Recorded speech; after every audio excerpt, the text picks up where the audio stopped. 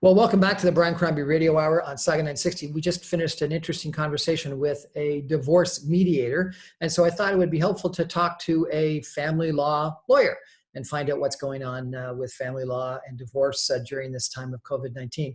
And so we're joined by Bobbie Olsen, and she's a lawyer with, is it Stanchiera Family Law? Stanchieri, that's right. Stanchiera Family Law. She's worked for her own law firm, Olsen Law. She's got an incredible background from an educational standpoint. She studied at Harvard University in negotiation, executive education, Harvard, Osgood Law Hall, Queen's University, and she's from the North, Fort Francis. And so, Bobbie, welcome to our show. How are you? Very well, thank you. Thank you for having me. Our pleasure. So, lots of people are saying with COVID-19, we're going to either have a huge baby boom or a huge divorce boom. What do you think is the result? Well, I think that anytime there's a baby boom, there's sort of a secondary divorce boom about 3 or 4 years later. I think we're going to get a little bit of each one. It's been, I would say the closest I've ever seen to anything like this was in the 08-09 recession. And it's a little bit similar, but with those added issues of the severe isolation and the sudden financial destruction. But it's a lot, the pattern is a lot the same. And so the connection to 08-09 is what? Because financial challenges, families are having issues? I think so. I mean, I'm pretty cynical after years of family law, but one of the things I'm seeing now that I saw then is that less as time went on, but at the very beginning of the pandemic, when there was so much uncertainty, you had, for the couples or families who are already struggling, you have the sudden financial pressure. And then there are, more cynically, also relationships where there are people stuck would maybe be the wrong word, but staying because it's just too expensive to leave or it's too financially uncertain to leave. So suddenly when you have this job loss, this asset deterioration, if they were ever going to go, sometimes it's never cheaper to go, but now. And of course, then the market seems to have changed, and that's changing a little bit. But the biggest difference that I'm seeing this time is, of course, the isolation and people, this unprecedented situation we've all found ourselves in, where people are stuck at home together, working from condos together, and their children home and having to homeschool their children, and just no escape from each other, really, which I think you could have the best relationship in the world, and that would be difficult, just to never, ever have time to yourself. And so therefore divorces, or at least people calling you about potentially divorces, up. Absolutely. At the beginning, what we were seeing, I mean, it really is starting to lift quite a bit, I would say, over the last 4 to 6 weeks in terms of how people can communicate with you. But at the beginning, it seemed like every day people were getting new information, getting more and more afraid. And so even things like going out for a walk, some people were afraid to do, or not sure they were allowed to do. And so what I was starting to have to do is make sure that my cell phone was listed on our website so that people could text, because they couldn't even call for fear that they'd be overheard. Oh, really? So we had people texting that they felt unsafe, that they felt they were in danger, or even just that they thought their own mental health would be in danger if they stayed. And so for them, having a way to try to contact someone and get those kind of services without being overheard by the person in the next room, of their tiny condo, for example, that communication was a big challenge. Right. So we just chatted with a divorce mediator, and she said that because the courts are closed, if people want to do anything, they've got to do it via mediation. And that's helpful because actually people then take a far less litigious route to divorce. What do you think about that? I know that for the colleagues I have who work at the court, they get very offended when we say court is closed, because they say, it isn't closed, it's limited. But they have done a lot to try and keep things moving. But what was tricky is that the needs are different and the resources are different by jurisdiction. So whereas at this point, some courthouses are still only hearing urgent matters, some, for example, in Peel, have tried to lean toward, if you can do it in writing, and you agree to do it in writing, we'll hear it, or you can ask, and we'll see how it goes. And some are going on to, you can schedule a case conference, for example, which would be kind of like a mediation with a judge, a little bit different. And we'll see it by video. So the tricky part, I think, for both litigants and lawyers is a complete lack of predictability. You can submit, they put these guidelines in place, and one was You could do an affidavit, for example, but you had to keep it to 4 pages to convince a court, why it was so urgent you had to be heard on video or telephone. And I had, one such case where it accidentally was emailed to 2 different judges, and they both released judgments, and they were opposite judgments. So we won and we lost. So I picked one and went with it. But you might get back from a judge who didn't see today's update that the affidavit was too short because it was only 4 pages. You might, if you went over it, get back that there was a problem. And so it was all of these administrative things that, if you're the person whose life is on the line here and being decided at hundreds of dollars an hour sometimes, then you could be just having a bonfire with your money and having no idea what you're going to get out of it. I mean, when it comes to family court, there's already that aspect where you're asking someone to decide your life who's never met you, never met your children, and it's taking it out of your own hands to begin with. But now more than ever, anything that people can do to try and resolve it between themselves or use alternative dispute resolution like mediation or private arbitration, if they can afford that, it's absolutely preferable. So you would advise clients to go mediation or arbitration before they go to court? Absolutely. I mean, there are cases where you can't. If it's a case where somebody's dangerous or someone's threatening to abduct the children, this kind of thing, then there's some things you can't mediate. But for the most part, if there's at all a chance it will settle, absolutely, it's always worth a try. What about people that have got child issues during this time period? How do you deal with that from a divorce standpoint? I would say it's really evolved through the pandemic. At the very beginning, of course, there's always opportunists, right? So you have the parent who suddenly thinks that, whether they believe it or it's just convenient, they think that the other parent's not going to isolate well enough. Or we have people, I don't even know how they're following each other around, but reporting by emails that they saw their ex-partner at a store standing within 6 feet of somebody. Was not wearing a mask. Oh my gosh, it's crazy, some of the stuff we were seeing. And so at the beginning, that was really the thing to be put in place. And there were this surge of urgent motions at the beginning where people were asking for the court's intervention, and the court clamped its foot down, put its foot down pretty quickly on that to say, you have to be reasonable. If you have a schedule already, you have to stick with it. And this isn't an opportunity to suddenly take control.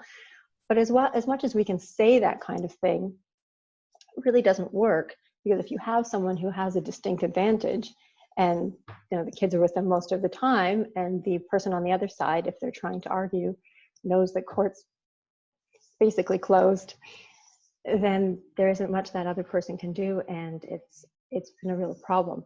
So in terms of the childcare itself, I think that over the course of the last week or two, depending on what stage people are at with the reopening, I believe that some of the childcare centers, daycares are reopening. But now what we're seeing is the disputes where one parent is very much wanting to put the kid back into daycare, and the other one is refusing, that kind of thing. Whereas, a month ago it was, we wanted to leave children, for example, at grandparents, and is grandma isolating, or did grandma work at a place that had a COVID, hit or something like that. So for the most part, from what I'm seeing at the moment, I think people have been at home with their children so long that we're seeing a real positive push toward childcare, and everybody kind of on the same page with getting their freedom back a little bit. But right, those disputes are starting to come up. Summer camp as well, I think, is the just one that the fact that you've got a child or several children going back and forth between 2 homes. And we've been talking about social isolation and creating this bubble for a family unit. Well, clearly the kids going back and forth are potentially infecting and getting exposed to viruses in 2 family units, and whoever those people then interact with. So it's multiplying the potential infection, is it not? Well, that was definitely the argument made by a number of people, but I think that where I really saw that shut down was at the beginning. We started to see some case law that was leaning toward, it'll be no tolerance on exposing children to any further risk. But then, as always, somebody jumps in with an opportunity and brought a motion against a healthcare worker to say that the child shouldn't be with that parent because the healthcare worker was being constantly exposed to that risk. And the court came back and said, these people are trained to deal with that risk. They're trained, they know how to sanitize themselves, all of these things. Right. And I mean, you get a floodgates argument where, if one judge ordered that one healthcare worker couldn't have their children, then then you've got thousands of people who suddenly may have this problem if they have an ex who's, they have a dispute with. So there do come points in family court where judges have to sort of draw lines based not only on that case, but what saying yes could do for the rest. The other issue that's come up is division of assets and, value of assets sort of pre-COVID and then post-COVID, where, some people think real estate has gone down or is going down. Some people think that, stock market values, RRSP, values of RRSP accounts and things like that have gone down. And if you've got to separate out assets, what do you use? The values today or the values that may be artificially higher or lower pre-COVID-19? Well, that's going to be interesting to see, and it really does remain to be seen, because it's supposed to be a very, very high test to be able to step away from what the regular equalization of those kinds of assets would be. It has to be basically that it would shock the conscience of the court to do what the law regularly provides. And the main case, it's called Sarah and Sarah, came out just after the recession last time. And what it is that it can't just be unfair or harsh. It has to be very much, what you see really with the trend is that it was out of your control, although that's not technically part of the test. It's really that you didn't make sure that occurred, that it was, I actually have it up here in case you asked, but where did I put it? That basically relating to the disposition, acquisition of it, that suddenly this property has declined, and it wouldn't just be unfair to use it, but it's dropped so much that the court has to set that aside. But then, as much as we tell our clients, well, it's not about whether or not it was unfair, lots of things in family law are unfair, the test they then apply if they decide to do an unequal division, if they find it to be unconscionable, is to put in place what's fair. So I realize that's very much a lawyer speak in a big circle, but the bottom line is we really don't know, and that the most compelling arguments are going to be the ones where the people tried very hard to keep their businesses going.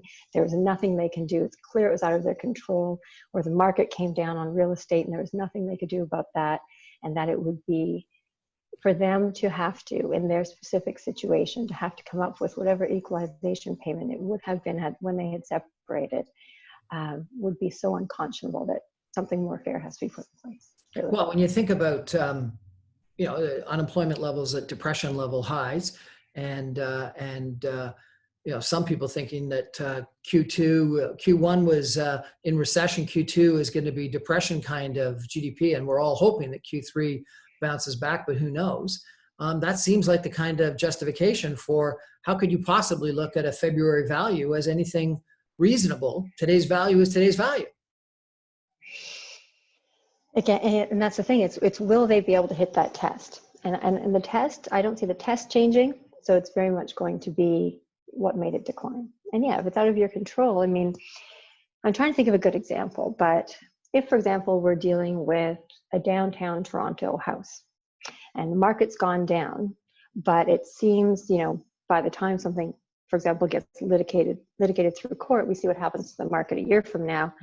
If it started to scoot back up, then it's going to be far less compelling for that separation date, from before COVID to be used, than if you're dealing with, a situation where it's stayed down, it's only continued to go down, and suddenly you're asking people to come up with an amount of money that really isn't reflective at all of what's available to them or what they have now.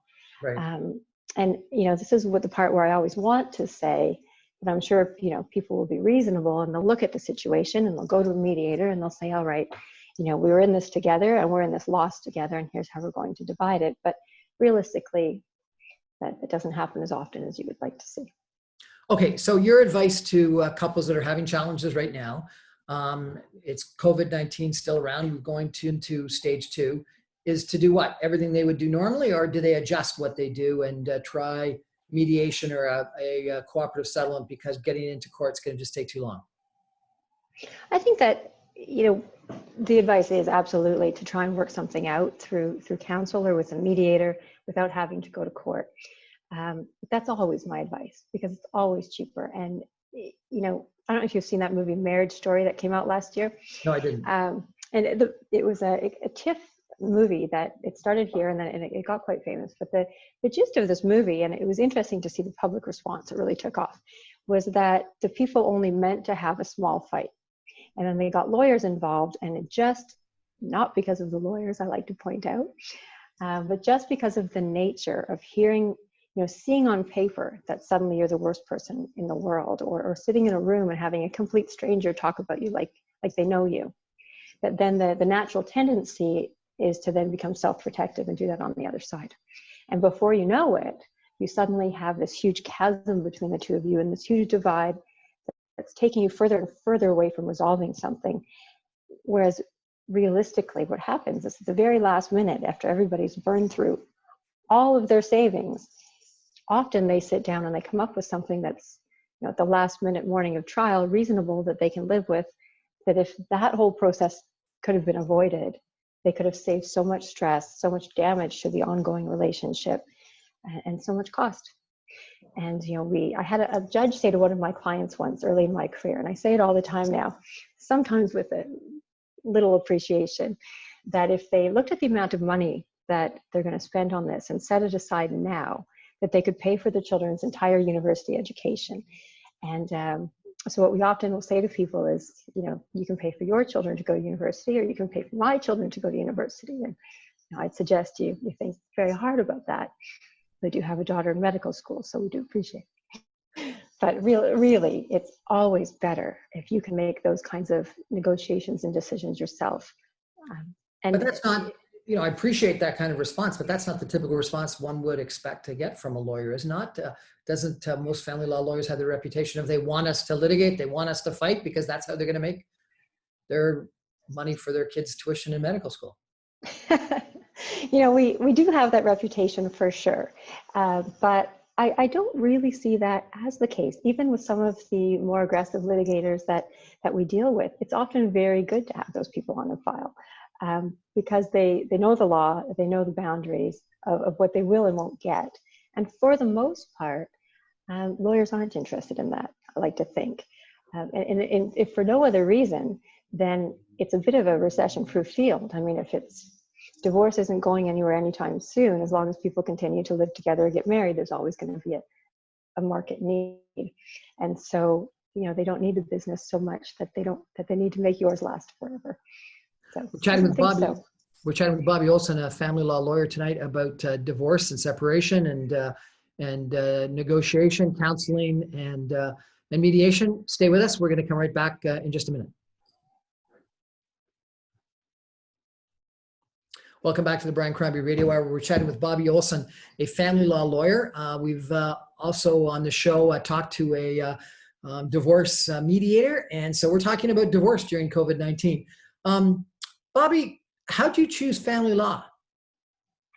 I get asked that a lot, and I'm really not sure. It's sort of one of those things that it kind of finds you. I started off doing white-collar criminal defense as a student, and then I went to intellectual property at a university, and I was convinced that I would never go into family law because it seemed like it would be a thankless existence that would leave you jaded and cynical and largely annoyed, and sometimes true.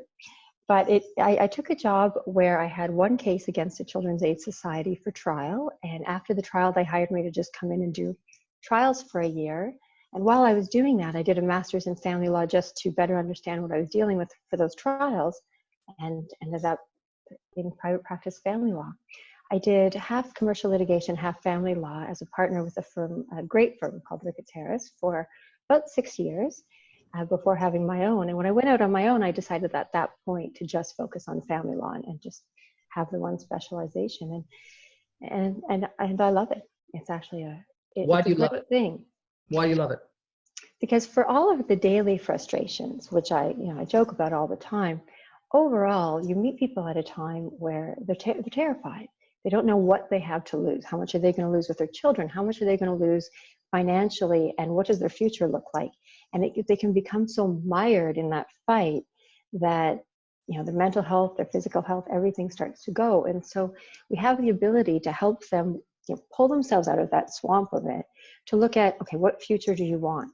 Which of these things matter? Which of these things are worth spending savings on? Which aren't? And so that they can streamline what they're trying to do and try and let go of what they don't need to be dealing with.